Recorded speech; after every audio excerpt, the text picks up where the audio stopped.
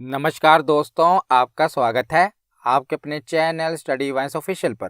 तो आज की इस वीडियो में हम मॉडर्न हिस्ट्री सीरीज़ की नेक्स्ट वीडियो जनजातीय आंदोलन के बारे में पढ़ेंगे। तो एक एक करके हम सभी प्रमुख जनजातीय आंदोलन के बारे में पढ़ेंगे और लास्ट में प्रीवियस ईयर क्वेश्चन भी अटेम्प्ट करेंगे।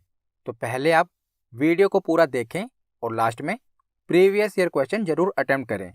तो चलिए बिना देरी किए हुए वीडियो को शुरू करते हैं।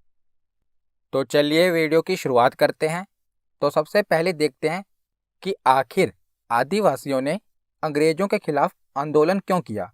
तो अंग्रेजों के आने से पहले आदिवासी आबादी जंगलों और प्राकृतिक संसाधनों के साथ शांतिपूर्ण तरीके से रहती थी और अंग्रेजों ने इंग्लैंड में हो रही औद्योगिक क्रांति को समर्थन देने के लिए उन्हें जंगल से कच्चा माल चाहिए था।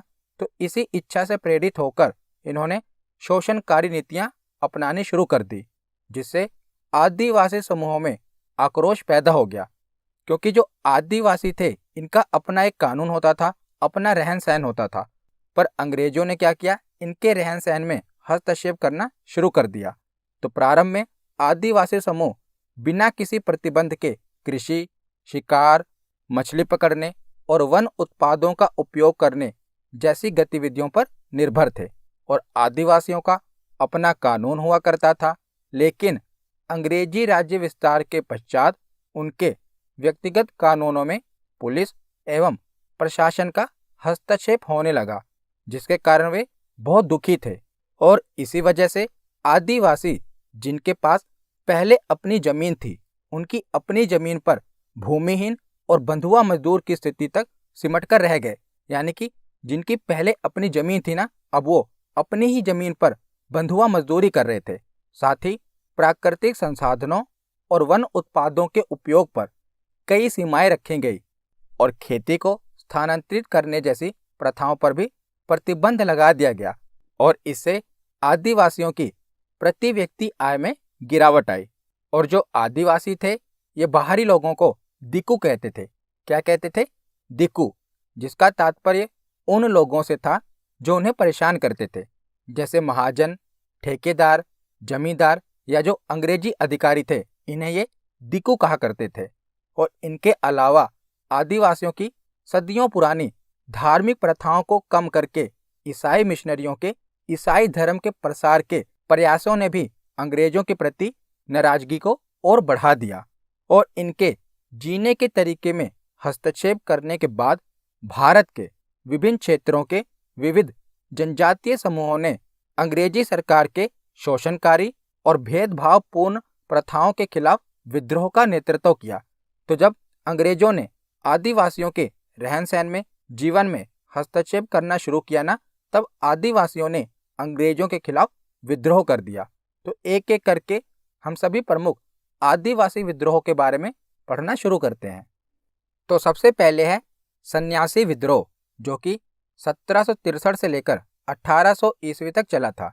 तो देखिए, यहाँ से जब भी आपसे प्रश्न पूछा जाएगा ना, तो यही पूछा जाएगा कि बताइए ये विद्रोह किस क्षेत्र में हुआ था और इसका नेतृत्व किसने किया था। दो ही प्रश्न बनते हैं। फिर भी मैंने आपको ये विद्रोह थोड़ा डिटेल में पढ़ाया है, ताकि आपको थोड़ा डिटेल में पता हो। जब आपको कहानी पता रहेगी ना, तो याद रखने में आसानी होगी। पर पूछा क्या जाता है? पूछा यही जाता है कि ये जो विद्रोह हुआ था ये किस क्षेत्र में हुआ था और इसका नेतृत्व किसने किया था। और कुछ और भी जो तथ्य पूछे जाते हैं वो भी मैंने साथ में कवर किए हैं। तो सबसे पहले है सन्यासी विद्रोह। तो आंदोलन का समय कब था? तो 1763 से लेकर 1800 ईस्वी के दौरान सन्यासी विद्रोह हुआ था। कहाँ पर हुआ था? तो आज के बंगाल और बिहार वाले क्षेत्र में ये विद्रोह देखने को मिला था। और विद्रोहकारी कौन थे, यानी कि विद्रोह किया किसने था? तो सन्यासी शंकराचार्य के अनुयायियों ने ये विद्रोह किया था। तो शंकराचार्य जी के अनुयायियों ने ये विद्रोह किया था। और आंदोलन का कारण क्या था? तो हिंदू, नागा, गिरी के सशस्त्र सन्यासियों का तीर्थ यात्रा पर प्रतिबंध लगाना इसका कारण था। और परिणाम क्या हुआ था? परिणाम यह हुआ था कि अंग्रेजों ने इस विद्रोह को दबा दिया था। तो 18वीं सदी के अंतिम वर्षों 1763 से लेकर 1800 ईस्वी में अंग्रेजी शासन के विरुद्ध तत्कालीन भारत के कुछ भागों में सन्यासियों ने उग्र आंदोलन किए थे, जिसे इतिहास में सन्यासी विद्रोह कहा जाता है। और यह आंदोलन अधिकांशतः उस समय ब्रिटिश भारत के बंगाल और बिहार के प्रांत में हुए थे। और बंकिम चंद्र चटर्जी द्वारा 1882 में जो उनके द्वारा रचित एक उपन्यास था, जिसका नाम था आनंद मठ। कई बार एग्जाम में पूछा गया है कि आनंद मठ उपन्यास की रचना किसने की है, तो बंकिम चंद्र चटर्जी ने की है। तो बंकिम चंद्र चटर्जी के उपन्यास आनंद मठ में सन्यासी विद्रोह का उल्लेख किया गया है। इंपॉर्टेंट है, एग्जाम में पूछा भी गया है कि आनंद मठ उपन्यास में किस विद्रोह का उल्लेख किया गया है। सन्यासी विद्रोह का उल्लेख किया गया है। और सन्यासी विद्रोह का प्रमुख कारण क्या था?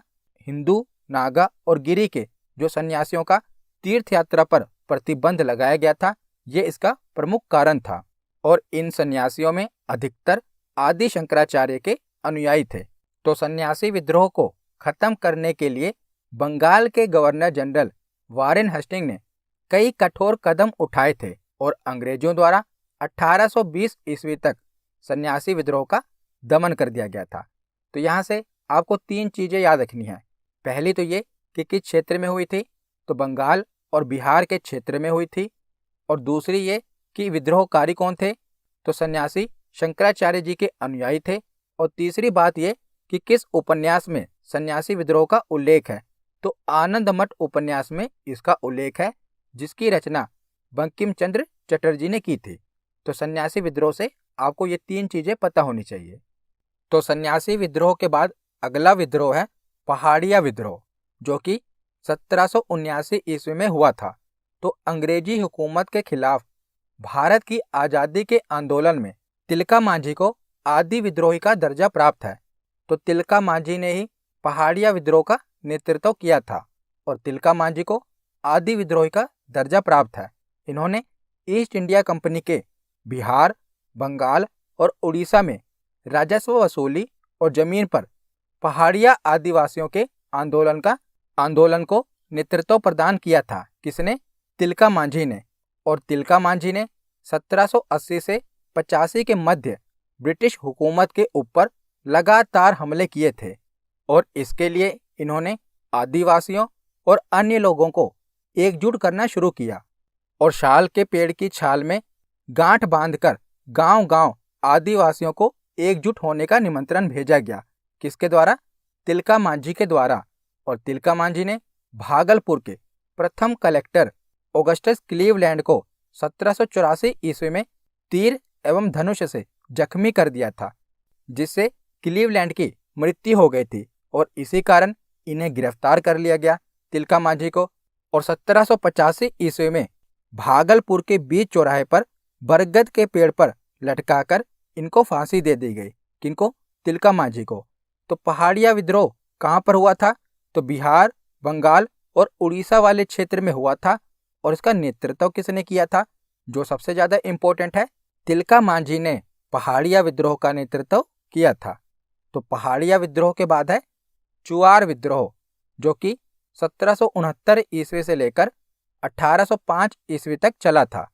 तो अंग्रेज अधिकारी जंगल महाल के भूमिजों को चुआर कहते थे, इसीलिए इनके विद्रोहों को चुआर विद्रोह कहा गया। और चुआर जंगल साफ कर खेती करते, पशु पक्षियों का शिकार करते और जंगल में पैदा होने वाली वस्तुओं को बेचकर गुजारा करते थे। और यह विद्रोह मुख्यतः बंगाल के बांकुड़ा क्षेत्र से शुरू हुआ था और इनमें से अधिकांश स्थानीय जमींदारों के यहाँ पाइक यानी कि सिपाही का काम करते थे और वेतन के बदले उन्हें जमीन दी जाती थी, जो कि पाइकन जमीन कहलाती थी। तो जो अधिकांश चुआर थे ये पाइक यानी कि सिपाही का काम करते थे, जिसके बदले में उन्हें जमीन दी जाती थी और उस जमीन को पाइकन जमीन कहा जाता था। तो अंग्रेज शासकों ने कब्जा जमाते ही चुआरों की पुश्तैनी जमीनें छीन कर नए जमींदारों के हाथ बेचना शुरू कर दिया और इन जमींदारों के साथ मिलकर नई प्रजा बसाना शुरू कर दिया। और साथ ही पाइकों को हटाकर बाहर से ला लाकर पुलिस को उनकी जगह पर नियुक्त कर दिया। तो पहले सिपाही कौन थे? तो ये चुआर थे। तो अब इनको हटाकर बाहर से पुलिस को उनकी जगह पर नियुक्त कर दिया। तो इससे क्या हुआ कि हजारों पाइक जमीन, घर द्वार और जीविका का साधन सब कुछ खोकर दर दर की ठोकरें खाने लगे और इन पायकों यानी कि सिपाहियों और किसानों की सम्मिलित शक्ति ने विद्रोह की वह आग लगा दी जिसे बुझाना अंग्रेज शासकों के लिए बड़ा कठिन हो गया था। और चुआर विद्रोह के मुख्य नेता कौन थे? तो नेता थे दुर्जन सिंह और करणगढ़ की रानी शिरोमणि। इनका नाम याद रखिएगा। तो इस विद्रोह का प्रमुख नारा था कि अपना गांव अपना राज, दूर भगाओ विदेशी राज। ये चुआर विद्रोहियों का नारा था कि अपना गांव अपना राज, दूर भगाओ विदेशी राज। तो जब इन्होंने विद्रोह कर दिया तो अंग्रेजी अधिकारी लेगुडियार, कैप्टन फोर्ब्स और मेजर क्रॉफ्ट को इस विद्रोह के दमन हेतु भेजा गया था और लगभग 30 वर्ष से अधिक समय तक इस अशांत क्षेत्र में शांति बहाल करने हेतु अंग्रेजों ने इस क्षेत्र के लोगों को कुछ सुविधाएं देने का निर्णय लिया। और 1805 ईस्वी में जंगल महल जिला के निर्माण के बाद इस क्षेत्र में पुनः शांति व्यवस्था बहाल हुई थी। कब? 1805 ईस्वी में। तो चुआर विद्रोह से आपको क्या याद रखना है कि ये बंगाल के क्षेत्र में शुरू हुआ था और इन्हें पाइक भी कहा जाता था। पाइक यानी कि सिपाही। और इस विद्रोह का नेतृत्व किसने किया था? तो दुर्जन सिंह और करणगढ़ की रानी शिरोमणि ने इसका नेतृत्व किया था। तो चुआर विद्रोह के बाद देखते हैं अगला विद्रोह, पागलपंथी विद्रोह। तो पागलपंथी विद्रोह 1813 ईस्वी से लेकर 1831 ईस्वी तक चला था। तो इसका समय है यानी कि शुरुआत हुई थी 1813 ईस्वी में। संस्थापक यानी कि नेतृत्व किसने किया था? टीपू ने किया था। और उद्देश्य क्या था? तो जमींदारों के अत्याचार के खिलाफ यह विद्रोह हुआ था। तो यह विद्रोह बंगाल में हुआ था और टीपू ने जमींदारों के विरुद्ध यह आंदोलन शुरू किया था। और पागलपंथी विद्रोह की शुरुआत किसने की थी? टीपू ने की थी। तो पागलपंथी एक प्रकार का अर्ध धार्मिक संप्रदाय था और यह संप्रदाय उत्तरी बंगाल में करमशाह द्वारा चलाया गया था। तो करमशाह के द्वारा पागलपंथ चलाया गया था और ये अर्ध धार्मिक संप्रदाय था। तो करमशाह के बाद उसके बेटे टीपू ने इस विद्रोह का नेतृत्व किया था जिसे पागलपंथी विद्रोह कहा गया। तो 1825 ईस्वी में करमशाह के उत्तराधिकारी पुत्र टीपू ने जमींदारों के अत्याचार के खिलाफ विद्रोह कर दिया और यह विद्रोह इस क्षेत्र में 1840 ईस्वी से लेकर 1850 ईस्वी तक जारी रहा। और यह विद्रोह शुरू कब हुआ था? तो जमींदारों एवं साहूकारों के अत्याचारों के खिलाफ करमशाह के पुत्र टीपू ने स्थानीय गारो जनजाति के लोगों के साथ 1813 ईस्वी में विद्रोह शुरू किया था। तो पागलपंथी विद्रोह से आपको यही याद रखना है कि यह विद्रोह कहाँ पर हुआ था? तो बंगाल के क्षेत्र में हुआ था और इसका नेतृत्व किसने किया था? तो टीपू ने इसका नेतृत्व किया था। तो पागलपंथी विद्रोह के बाद है भील विद्रोह। तो 1818 ईस्वी का भील विद्रोह जनजाति द्वारा उठाया गया पहला ब्रिटिश प्रतिरोध आंदोलन था और भील जनजाति का शांतिपूर्ण जीवन का एक लंबा इतिहास रहा है। लेकिन ब्रिटिश प्रशासन द्वारा किए गए परिवर्तनों और सामंती व्यवस्था ने इन्हें सरकार के खिलाफ उग्र बना दिया। तो जो भील जनजाति शांतिपूर्वक रहती थी, अंग्रेजी सरकार के किए गए परिवर्तनों और हस्तक्षेप ने इन्हें उग्र बना दिया। तो वर्ष 1818 ईस्वी में सभी भील आदिवासी राज्यों ने एक संधि पर हस्ताक्षर करने के लिए ब्रिटिश प्रशासन से हाथ मिलाया और अब संधि के बाद अंग्रेज असली मालिक बन गए थे, क्योंकि अब उन्हें राज्य के बाहरी और आंतरिक दोनों मामलों में हस्तक्षेप और नीति निर्माण का अधिकार सौंप दिया गया था। और इसके अलावा भीलों को जंगल में प्रचुर मात्रा में उत्पादित विभिन्न उत्पादों के उपभोग और उपयोग के अधिकारों से वंचित कर दिया गया था और इससे जनजाति की अंग्रेजों के खिलाफ नाराजगी काफी बढ़ गई थी और उन्हें विभिन्न बुनियादी सुविधाओं से भी वंचित किया जा रहा था। तो ब्रिटिश सरकार ने असंतोष को दबाने के लिए और विद्रोह को कुचलने के लिए एक सेना भेजी और घने जंगल में लगातार बढ़ती कठिनाइयों के कारण विद्रोह को पूरी तरह से कुचलने के लिए सेना जंगल में गहराई तक जाने में सक्षम नहीं थी, क्योंकि जो आदिवासी थे ये तो जंगल के कोने कोने से वाकिफ थे, परंतु जो अंग्रेजी सेना थी ये घने जंगल में भीतर तक तो जाने के लिए सक्षम नहीं थी। तो अंत में क्या होता है कि एक ब्रिटिश प्रतिनिधि कर्नल वाल्टर ने आदिवासियों के साथ शांति समझौता किया और मूल निवासियों को उनके विभिन्न करों और उनके वन अधिकारों के अधिकारों में रियायत दी गई, यानी कि छूट दी गई। पर भले ही अंग्रेज विद्रोह को दबाने का दावा कर सकते थे, फिर भी भीलों के निवास वाले क्षेत्रों में वे कभी स्थायी शांति हासिल करने में सक्षम नहीं थे। तो अंग्रेजों का ये दावा तो था कि उन्होंने शांति बहाल कर दी है, पर कभी भी भील के निवास वाले क्षेत्रों में वे स्थायी शांति हासिल करने में सक्षम नहीं थे। तो उसके बाद आगे है फेराजी विद्रोह, जो कि 1820 ईस्वी से लेकर 1858 ईस्वी तक चला था। तो फेराजी विद्रोह की शुरुआत हुई थी 1820 ईस्वी में। इसके प्रमुख नेता कौन थे? तो दादू मीर इसके प्रमुख नेता थे। और फेराजी लोग किन्हें कहा जाता था? तो फेराजी लोग शरीयतुल्लाह द्वारा चलाए गए संप्रदाय के अनुयायी थे। तो शरीयतुल्लाह के द्वारा एक संप्रदाय चलाया गया था जिसे फेराजी कहा जाता था, और इन्हीं के द्वारा जो विद्रोह किया गया उसे फेराजी विद्रोह कहा गया। तो यह आंदोलन भी बंगाल में हुआ था, और इसके नेता कौन थे? तो दादू मीर इसके नेता थे। तो फेराजी लोग शरीयतुल्लाह द्वारा चलाए गए संप्रदाय के अनुयायी थे, और मोहम्मद मोहसिन जिसे दादू मीर कहा जाता है, तो दादू मीर ने जमींदारों की जबरदस्ती वसूली का प्रतिरोध करने के लिए किसानों को इकट्ठा किया, संगठित किया, और यह अंग्रेजों एवं जमींदारों के विरुद्ध किसान आंदोलन था। तो दादू मीर ने यह नारा दिया कि समस्त भूमि का मालिक खुदा है, और यह विद्रोह 1838 ईस्वी से लेकर 1857 ईस्वी तक चलता रहा, और कालांतर में इस संप्रदाय के अनेक समर्थक वहाबी आंदोलन में सम्मिलित हो गए। तो फेराजी विद्रोह किस क्षेत्र में देखने को मिलता है? बंगाल में। और इसका नेतृत्व किसने किया था? तो दादू मीर ने इसका नेतृत्व किया था। तो फेराजी विद्रोह के बाद है कोल विद्रोह, जो कि 1831 से लेकर 1832 ईस्वी तक चला था। तो कोल भारत में छोटा नागपुर, जो कि झारखंड में है, इस क्षेत्र के निवासी थे कोल, और अंग्रेजों के आगमन से पहले वे अपने पारंपरिक प्रमुखों के अधीन पूर्ण आज़ादी का आनंद लेते थे। लेकिन अंग्रेजों के सत्ता में आने के बाद यह प्रथा उलट गई, और अंग्रेजी सरकार ने गैर आदिवासी साहूकारों, जमींदारों और व्यापारियों की अवधारणा भी पेश की, और इस वजह से कोल अपनी पारंपरिक जमीन बाहरी लोगों या साहूकारों के हाथों बेचने या ब्याज के रूप में देने को मजबूर हो गए, और उन्हें बड़ी मात्रा में कर भी चुकाना पड़ा। तो ब्रिटिश न्यायिक नीतियों ने उनके संकट को और बढ़ा दिया, और इस सबके चलते कोलों ने 1831-32 में अंग्रेजी सरकार और बाहरी लोगों के खिलाफ विद्रोह कर दिया।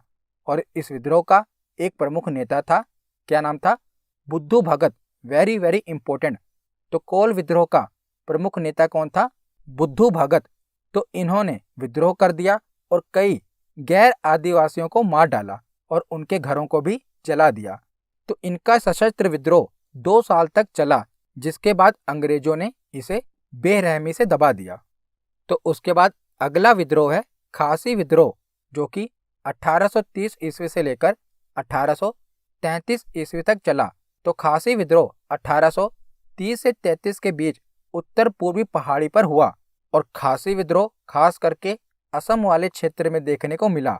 तो इस विद्रोह का प्रमुख कारण ब्रिटिशों द्वारा वहां की स्थानीय जनजातियों को जबरन सड़क निर्माण में लगाया जाना था, जिसके विरोध में उन्होंने यह विद्रोह कर दिया। तो इस विद्रोह का नेतृत्व किसने किया था? तो खासी विद्रोह का नेतृत्व तीरथ सिंह के द्वारा किया गया था, और अंततः 1833 ईस्वी में अंग्रेजी सेना द्वारा इस विद्रोह को कुचल दिया गया। और इस विद्रोह की शुरुआत कब हुई थी? तो 1830 ईस्वी में इस विद्रोह की शुरुआत हुई थी। तो खासी विद्रोह का नेतृत्व किसने किया था? तीरथ सिंह ने इस विद्रोह का नेतृत्व किया था, और यह विद्रोह मुख्यतः असम वाले क्षेत्र में देखने को मिला था। तो उसके बाद आगे है कूका विद्रोह, जो कि 1840 से लेकर 1872 ईस्वी तक चला था। तो कूका विद्रोह की शुरुआत पंजाब में एक धार्मिक आंदोलन के रूप में हुई थी, लेकिन धीरे धीरे यह विद्रोह राजनीतिक विद्रोह के रूप में परिवर्तित हो गया। तो पहले यह धार्मिक आंदोलन के रूप में शुरू हुआ था, परंतु धीरे धीरे इस विद्रोह ने धार्मिक आंदोलन से राजनीतिक आंदोलन का रूप धारण कर लिया और यह विद्रोह भी अंग्रेजों के विरुद्ध ही था। तो सिखों के नामधारी संप्रदाय के लोग कूका भी कहलाते हैं और इन्हीं के द्वारा कूका विद्रोह शुरू किया गया था। तो कूका आंदोलन की शुरुआत भगत जवाहरमल, जिन्हें सियान साहब कहा जाता था, उनके द्वारा और उनके शिष्य बालक सिंह और राम सिंह के द्वारा पश्चिमी पंजाब में किया गया था कूका विद्रोह। तो कूका लोगों ने पूरे पंजाब को 22 जिलों में बांटकर अपनी समानांतर सरकार बना डाली थी। तो एक प्रकार से इन्होंने पंजाब पर शासन करना शुरू कर दिया था, पर अधूरी तैयारी में ही यह विद्रोह भड़क उठा, जिस कारण यह विद्रोह दबा दिया गया। तो 1882 ईस्वी में आंदोलन के एक प्रमुख नेता राम सिंह को अंग्रेजों के द्वारा रंगून भेज दिया गया, जिसके कारण क्या हुआ कि 1885 ईस्वी में उनकी मृत्यु हो गई और बिना नेता यह आंदोलन कमजोर पड़ गया और धीरे धीरे पूर्णतः खत्म हो गया। तो कूका विद्रोह की शुरुआत कहाँ पर देखने को मिली है? पंजाब वाले क्षेत्र में। और इसकी शुरुआत किसने की? तो भगत जवाहरमल, बालक सिंह और राम सिंह के द्वारा इस विद्रोह की शुरुआत की गई थी। तो कूका विद्रोह के बाद देखते हैं खोंड विद्रोह, जिसकी शुरुआत 1837 में हुई थी और 1856 ईस्वी तक खोंड विद्रोह चला था। तो उड़ीसा में 1837 से लेकर 1856 में खोंड विद्रोह हुआ था और चक्र बिसोई खोंड लोगों के नेता थे। तो खोंड विद्रोह कहाँ पर देखने को मिला था? तो मुख्यतः उड़ीसा वाले क्षेत्र में देखने को मिला था। और इसके नेता कौन थे? तो चक्र बिसोई इसके नेता थे। तो उनके विद्रोह का मुख्य कारण क्या था? तो मारिया, जिसे बलिदान कहा जाता है, मारिया की प्रथा को दबाने का अंग्रेजों का प्रयास था और बदले में जमींदारों और साहूकारों की आमद के साथ नए करों का पेश करना था। तो खोंड विद्रोह क्यों हुआ था? तो वहाँ की जो जनजाति थी उसमें बलिदान की प्रथा थी, जिसे मरिया कहा जाता है। तो अंग्रेजों ने क्या किया कि इस प्रथा को खत्म करने का प्रयास किया और इसके साथ साथ वहाँ के जो जमींदार थे और साहूकार थे ना, उन्होंने भी ब्याज काफी बढ़ा दिया था और अंग्रेजों ने भी कर काफी बढ़ा दिया था। तो ये कई कारण थे जिस कारण खोंड विद्रोह देखने को मिला। तो इसके नेता कौन थे? तो चक्र बिसोई इसके नेता थे। तो उसके बाद आगे है संथाल विद्रोह, जो कि 1855-56 के दौरान देखने को मिलता है। तो संथाल विद्रोह संथाल जनजाति के द्वारा ब्रिटिश ईस्ट इंडिया कंपनी और जमींदारी प्रणाली दोनों के ही खिलाफ था और वर्तमान के झारखंड, पश्चिम बंगाल और बिहार के क्षेत्र में यह विद्रोह हुआ था। तो मुख्य रूप से देखा जाए तो संथाल विद्रोह झारखंड का विद्रोह था। अगर हम मुख्य रूप से देखें, अगर आपसे प्रश्न पूछा जाएगा कि संथाल विद्रोह कहाँ पर देखने को मिला था, तो आपको झारखंड ही लगाना है, क्योंकि मुख्य रूप से ये झारखंड वाले क्षेत्र में देखने को मिला था। तो संथाल विद्रोह का नेतृत्व 4 सहोदर भाइयों ने किया था। सिद्धू, कान्हू, चंद और भैरव, चारों नाम याद रखिएगा, जिसमें से 2 नाम काफी महत्वपूर्ण हैं, सिद्धू और कान्हू। इन्होंने संथाल विद्रोह का नेतृत्व किया था। तो संथालों ने मुख्य रूप से राजमहल और भागलपुर के बीच के क्षेत्रों पर कब्जा कर लिया, जिसे दमने कोह के नाम से जाना जाता है। और इन्होंने बाहरी लोगों के खिलाफ भी विद्रोह किया, जिसे इन्होंने दिकू कहा। और इनका प्राथमिक उद्देश्य विदेशी या अंग्रेजी शासन का पूरी तरह से सफाया करना था। तो पुलिस कर्मियों, जमींदारों, राजस्व और अदालत के अधिकारियों द्वारा संथाल लोगों पर किए गए शोषण ने इनका आक्रोश और भी बढ़ा दिया था। तो साहूकारों ने संथालों से 50% से लेकर 500% तक की अत्यधिक ब्याज दर वसूल की। इसके अतिरिक्त अंग्रेजी सरकार ने भी गरीब संथालों के साथ न्याय करने की बजाय उनका शोषण किया, उत्पीड़न किया। तो 1855 ईस्वी में 10,000 से अधिक संथालों ने औपनिवेशिक सरकार यानी कि अंग्रेजी सरकार के खिलाफ विद्रोह कर दिया। लेकिन 1856 में इन्हें अंततः अंग्रेजी सरकार ने पकड़ लिया और आंदोलन को बेरहमी से दबा दिया गया। तो संथाल विद्रोह मुख्य रूप से किस क्षेत्र में देखने को मिलता है? झारखंड वाले क्षेत्र में देखने को मिलता है। और इसका नेतृत्व किसने किया था? तो सिद्धू, कान्हू, चंद और भैरव ने इसका नेतृत्व किया था, जिसमें से दो नाम काफ़ी इम्पोर्टेंट है, सिद्धू और कान्हू ने संथाल विद्रोह का नेतृत्व किया था। तो संथाल विद्रोह के बाद है मुंडा विद्रोह, वेरी वेरी इंपॉर्टेंट। तो मुंडा लोगों ने अंग्रेजों को बहुत ज़बरदस्त शिकस्त दी थी। तो यह विद्रोह 1895 ईस्वी में प्रारंभ हुआ था और 1901 ईस्वी तक चलता रहा। तो मुंडाओं के विद्रोह का क्षेत्र भी छोटा नागपुर का पठार, जो कि झारखंड में है। तो यहाँ से इस विद्रोह की शुरुआत हुई थी, झारखंड से। और इनका प्रमुख नेता कौन था? तो बिरसा मुंडा इनका प्रमुख नेता था। वेरी वेरी इंपॉर्टेंट, इनका नाम याद रखिएगा, बिरसा मुंडा। और इसे उल गुलान विद्रोह भी कहा जाता है। किसे? मुंडा विद्रोह को उल गुलान विद्रोह भी कहा जाता है। और मुंडाओं में सामूहिक खेती का प्रचलन था और इस तरह की खेती को खुंटकुटी कहा जाता है। तो जो मुंडा जनजाति थी, ये सामूहिक खेती करती थी और इस तरह की खेती को क्या कहते थे? तो खुंटकुटी कहते थे। तो मुंडाओं की जमीन पर जमींदारों द्वारा कब्जा कर लिया गया, जिससे मुंडाओं में आक्रोश था और मुंडाओं द्वारा छिटपुट विद्रोह किए जाते रहे थे। किंतु मुंडाओं को संगठित करने का प्रयास किसने किया था? तो बिरसा मुंडा ने मुंडाओं को एकत्रित यानी कि संगठित करने का प्रयास किया था। तो बिरसा मुंडा का उदय एक चमत्कारी नेता के रूप में हुआ था। बिरसा मुंडा लोगों को विश्वास दिलाते थे कि ईश्वर ने मुझे अपना दूत बनाकर तुम्हारे पास भेजा है। ये बिरसा मुंडा कहते थे, मुझमें ईश्वर की दिव्य शक्तियां हैं, मैं तुम्हें इस शोषण और अन्याय से मुक्त कराऊंगा। और धीरे धीरे लोगों में यह विश्वास बढ़ता गया कि वास्तव में बिरसा मुंडा में कोई चमत्कारी शक्ति है और ये इन दिकुओं को यानी कि बाहरी लोगों को भगा सकते हैं। तो धीरे धीरे लोग बिरसा मुंडा को देखने के लिए एकत्रित होने लगे और 1899 ईस्वी में क्रिसमस के दौरान बिरसा मुंडा ने अचानक उग्र रूप धारण किया और अंग्रेजों को मार भगाने के लिए तथा जमींदारों और महाजनों के अत्याचारों से मुक्त कराने के लिए सभी मुंडाओं को एकत्रित करने लगे और इसने आह्वान किया कि अब पूरी धरती पर मुंडाओं का शासन होगा। तो बिरसा मुंडा ने कहा था कि इन दिकुओं से हमारी लड़ाई होगी और इनके रक्त से हमारी धरती लाल हो जाएगी। तो बिरसा मुंडा ने 5 जनवरी 1900 ईस्वी को विद्रोह की शुरुआत कर दी और चारों तरफ भयंकर रक्तपात होने लगा। शुरू में तो अंग्रेज महाजन और जमींदार मारे गए, किंतु बाद में अंग्रेजी सेना ने इस विद्रोह का सामना किया और अंग्रेजों ने मुंडाओं के विद्रोह का दमन कर दिया और बिरसा मुंडा पकड़े गए और इन्हें रांची के जेल में डाल दिया गया। और कुछ समय के बाद जेल में ही हैजा से इनकी मृत्यु हो गई। हालांकि इनमें बीमारी का कोई लक्षण नहीं दिखाई दिए। लोगों के अनुसार इन्हें जेल में जहर देकर मारा गया था, परंतु अंग्रेजों ने कहा था कि इनकी मौत हैजा के कारण हो गई। तो ये था मुंडा विद्रोह। तो यहाँ पर हमारा थ्योरी सेक्शन कंप्लीट होता है। अब हम प्रीवियस ईयर क्वेश्चन देखते हैं। तो पहला प्रश्न है कि निम्नलिखित में से कौन सा युग्म गलत सुमेलित है? तो आपको ये बताना है कि निम्नलिखित में से कौन सा गलत है। तो कोल विद्रोह का नेतृत्व बुद्धू भगत ने किया था, ये सही है। संथाल विद्रोह का नेतृत्व सिद्धू और कान्हू ने किया था, ये भी सही है। मुंडा विद्रोह का नेतृत्व बिरसा मुंडा ने किया था, ये भी सही है। पहाड़िया आंदोलन का नेतृत्व मुकुंद राय, ये गलत है।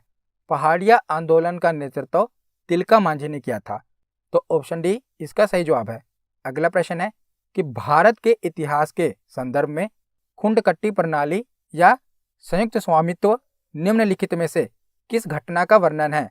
तो खुंडकट्टी प्रणाली हमने पीछे पढ़ा कि सामूहिक रूप से खेती होती थी, किसके द्वारा? मुंडा समुदाय के द्वारा। तो ऑप्शन ए इसका सही जवाब है। मुंडा विद्रोह, जिसे उल गुलान विद्रोह भी कहा जाता है, तो इसका सही जवाब है ऑप्शन ए। अगला प्रश्न है कि संथाल विद्रोह का नेतृत्व किसने किया था? तो संथाल विद्रोह का नेतृत्व किसने किया था? सिद्धू और कान्हू ने। ऑप्शन ए इसका सही जवाब है। अगला प्रश्न है कि 1875 से 1900 ईस्वी के बीच मुंडा विद्रोह का नेता कौन था? तो मुंडा विद्रोह का नेता था बिरसा मुंडा। ऑप्शन ए इसका सही जवाब है। अगला प्रश्न है कि भारत के इनमें से किस राज्य में संथाल विद्रोह हुआ था? तो संथाल विद्रोह मुख्य रूप से झारखंड में देखने को मिलता है। तो ऑप्शन डी इसका सही जवाब है। अगला प्रश्न है कि पागल पंथ की स्थापना किसने की थी? तो पागल पंथ की स्थापना की थी करम शाह ने। ऑप्शन बी इसका सही जवाब है। अगला प्रश्न है कि कोल विद्रोह से संबंधित क्षेत्र कौन सा है? तो कोल विद्रोह से संबंधित क्षेत्र है झारखंड। ऑप्शन ए इसका सही जवाब है। अगला प्रश्न है कि आनंद मठ में किस विद्रोह की चर्चा मिलती है? तो आनंद मठ उपन्यास में किस विद्रोह की चर्चा मिलती है? सन्यासी विद्रोह की। ऑप्शन सी इसका सही जवाब है। अगला प्रश्न है कि पागलपंथी विद्रोह का नेतृत्व किसने किया था? तो पागलपंथी विद्रोह का नेतृत्व टीपू ने किया था। ऑप्शन बी इसका सही जवाब है। तो आज का आखिरी प्रश्न है कि कूका विद्रोह कहां पर हुआ था? तो कूका विद्रोह पंजाब के क्षेत्र का विद्रोह था। तो इसका सही जवाब है ऑप्शन सी। तो आज की ये वीडियो यहीं पर खत्म होती है। कैसी लगी ये वीडियो कमेंट सेक्शन में जरूर बताना। धन्यवाद।